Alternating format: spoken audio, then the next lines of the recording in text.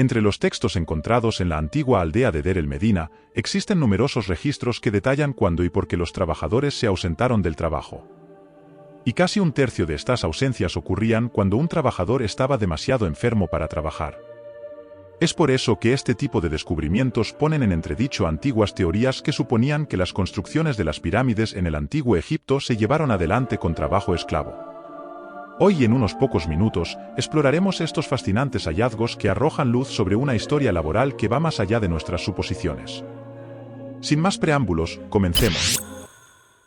Podríamos pensar que el cuidado de la salud apoyado por el Estado es una innovación del siglo XX, pero en realidad es una tradición mucho más antigua. De hecho, los textos de una aldea que datan del periodo del Nuevo Reino de Egipto, hace más de 3000 años, sugieren que en el antiguo Egipto había una red de atención médica apoyada por el Estado diseñada para garantizar que los trabajadores que hacían la tumba del rey fueran productivos. ¿Era la atención médica un símbolo de productividad? El pueblo de Deir el Medina fue construido para los trabajadores que construyeron las tumbas reales durante el Imperio Nuevo del año 1550 al 1070 a.C. Durante este periodo, los reyes fueron enterrados en el Valle de los Reyes en una serie de tumbas excavadas en la roca, no en las enormes pirámides del pasado. El pueblo fue construido lo suficientemente cerca de la tumba real para garantizar que los trabajadores pudieran llegar caminando hasta allí. Estos trabajadores no eran lo que normalmente imaginamos cuando pensamos en los hombres que construyeron impactantes tumbas reales del antiguo Egipto, eran artesanos altamente cualificados. Los trabajadores de Deir el Medina recibieron una variedad de comodidades que solo podían obtener aquellos con la destreza y los conocimientos necesarios para trabajar en algo tan importante como la tumba real. A la aldea se le asignó apoyo adicional, el Estado egipcio les pagó salarios mensuales en forma de grano y les proporcionó alojamiento y sirvientes para ayudar con tareas como lavar la ropa, moler el grano y transportar el agua. Sus familias vivían con ellos en el pueblo, y sus esposas e hijos también podían beneficiarse de estas disposiciones del Estado. ¿Existía la baja por enfermedad? Entre los textos encontrados de la antigua aldea, hay numerosos registros diarios que detallan cuándo y por qué los trabajadores individuales se ausentaron del trabajo. Casi un tercio de estas ausencias ocurrían cuando un trabajador estaba demasiado enfermo para trabajar. Sin embargo, las distribuciones de raciones mensuales de Deir el Medina eran lo suficientemente consistentes como para que a estos trabajadores se les pagara incluso si habían estado enfermos durante varios días. Estos textos también identifican a un trabajador en la cuadrilla designado como médico. Al médico se le asignaba un asistente y a ambos disponían de días libres para preparar medicamentos y cuidar de los compañeros. El Estado egipcio incluso le daba al médico raciones adicionales como pago por sus servicios a la comunidad. Lo más probable es que este médico tratara a los trabajadores con remedios y encantamientos que se encontraban en su papiro médico. Se han identificado alrededor de una docena de extensos papiros médicos del antiguo Egipto, incluidos varios de Deir el Medina. Estos textos eran una especie de libro de referencia para los médicos del antiguo Egipto, que enumeraban tratamientos individuales para una variedad de dolencias. El más largo de estos, el Papiro Ebers, contiene más de 800 tratamientos que abarcan desde problemas oculares hasta trastornos digestivos. Al igual que ocurre en la actualidad, algunos de estos tratamientos médicos requerían ingredientes costosos y poco comunes que limitaban quién podía pagar el tratamiento, pero los ingredientes más frecuentes que se encuentran en estos textos tendían a ser artículos domésticos como la miel y la grasa.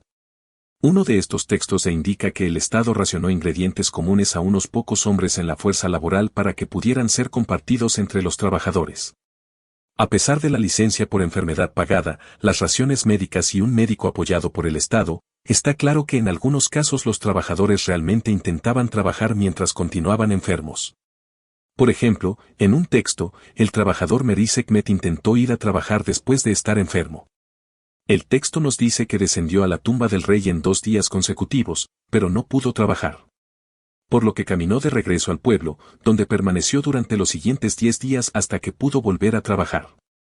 Aunque cortas, estas caminatas eran empinadas, el viaje desde Deir el Medina hasta la tumba real implicaba un ascenso mayor que subir a la cima de la Gran Pirámide. Los movimientos de Meri Sekhmet a través de los valles de Tebas probablemente fueron a expensas de su propia salud. Esto sugiere que los días de enfermedad y la atención médica no fueron gestos magnánimos del Estado egipcio, sino más bien disposiciones calculadas de atención médica diseñadas para garantizar que hombres como Meri Sekhmet estuvieran lo suficientemente sanos para trabajar. ¿Era la familia una red de seguridad social? En los casos en que estas provisiones del Estado no fueron suficientes, los residentes de Deir el-Medina se apoyaron entre sí. Las cartas personales del lugar indican que se esperaba que los miembros de la familia se cuidaran unos a otros proporcionando ropa y comida, especialmente cuando un pariente estaba enfermo. Estos documentos nos muestran que el cuidado era una relación recíproca entre familiares directos, sin importar el sexo o la edad. Se esperaba que los niños cuidaran de ambos padres al igual que se esperaba que los padres cuidaran de todos sus hijos. Cuando los miembros de la familia descuidaban estas responsabilidades, había consecuencias fiscales y sociales. En su testamento, la aldeana Naunachta indica que, aunque era una madre dedicada a todos sus hijos, 4 de ellos la abandonaron en su vejez.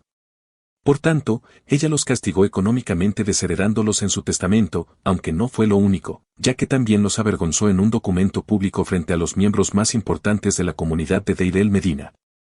Esto nos muestra que la atención médica en Deir el-Medina era un sistema con redes superpuestas de atención brindadas a través del Estado y la comunidad. Si bien los trabajadores contaban con el Estado para la licencia por enfermedad pagada e incluso un médico, dependían igualmente de sus seres queridos para el cuidado necesario para prosperar en el antiguo Egipto. Explorar la vida en Deir el-Medina nos confronta con la sorprendente realidad de derechos laborales en el antiguo Egipto. ¿Cómo es posible que hace 4000 años existieran protecciones laborales más avanzadas que las actuales? Mientras reflexionamos sobre esta paradoja, observamos los desafíos contemporáneos en Argentina y en todo el mundo, donde los derechos laborales se ven amenazados. Este viaje en el tiempo plantea la pregunta crucial: ¿hemos retrocedido en la preservación de derechos que alguna vez fueron considerados esenciales? En nuestras manos está la oportunidad de aprender de la historia para forjar un futuro donde la productividad coexista con el respeto y la protección hacia los trabajadores. Al cerrar este recorrido, nos enfrentamos a una elección que determinará si avanzamos o retrocedemos en la búsqueda de una sociedad más justa y equitativa.